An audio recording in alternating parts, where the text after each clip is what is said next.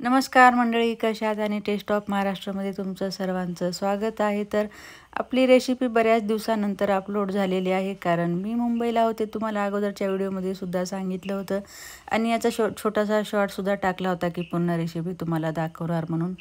तर हे बनवलेलं आहे मी मस्त तुपातला छान साजूक मऊसूत शिरा. हा प्रसादासाठी सुद्धा आपण बनवू शकतो बाप्पाच्या, कारण मोदक वगैरे तर 10 दिवस बाप्पा खाऊन कंटाळतील. तर वेगवेगळा नक्कीच हा असा शिरा तुम्ही बनवा आणि बाप्पाला दाखवा नैवेद्य. तर इथं मी एका कढईमध्ये तूप घातलेलं आहे, रवा घातलेला आहे, मस्त रवा छान भाजून घेतलेला आहे. त्याच रव्यामध्ये मी अर्धा रवा भाजून झाला की ड्रायफ्रूट घालून परत एक वेळा भाजून घेतलेला आहे आणि मस्त त्याला छान लालसर होईपर्यंत भाजला आणि नंतर एक छोटी वाटी साखर घातलेली आहे. परत त्याला मिक्स करून परत एकदा भाजून घेतलेला आहे व्यवस्थित.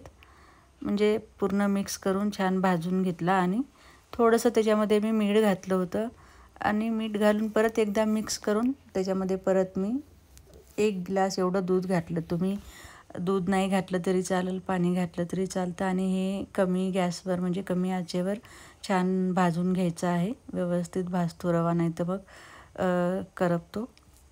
तर हे बघा किती छान मस्त कलर आलेला आहे आपल्या रव्याला आणि छान भाजूनसुद्धा झालेला आहे.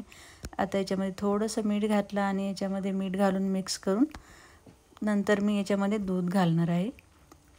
म्हणजे आपलं ड्रायफ्रूटसुद्धा छान भाजून होतात आणि साखरेचे दाणेसुद्धा राहत नाहीत आणि रवा पण छान भाजून होतो.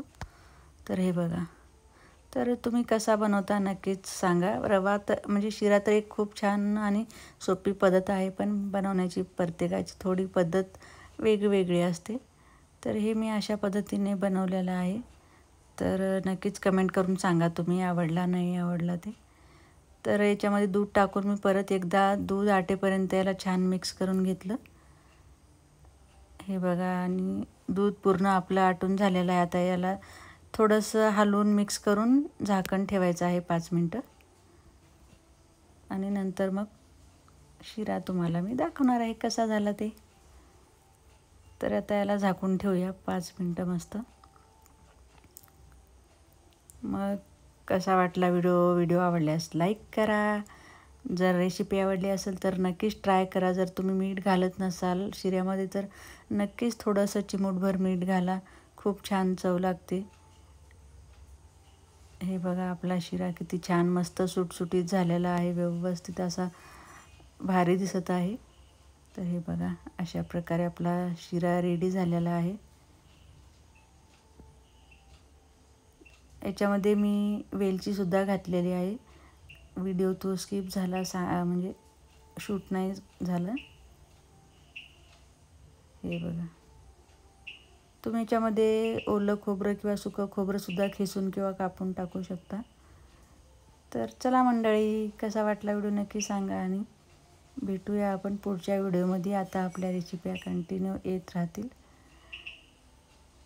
हे बघा, बाय बाय, धन्यवाद.